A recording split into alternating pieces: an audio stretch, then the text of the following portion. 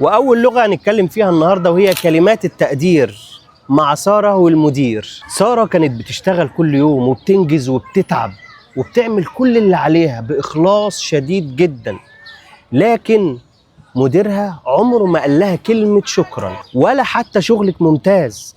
كل ما تطلب تقدير يقول لها ده شغلك وانت بتاخدي راتب عليه. وبعد سنة من الصبر قالت له كلمة واحدة بس: أنا ما كنتش مستنية ترقية، أنا كنت مستنية كلمة واحدة.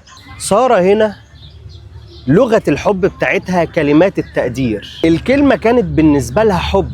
في ناس كده بتحس إن أنت بتحبها لو قلت لها بس كلمة أنا فخور بيك، الله شغلك ممتاز، الله ينور عليك، إيه الجمال والحلاوة دي.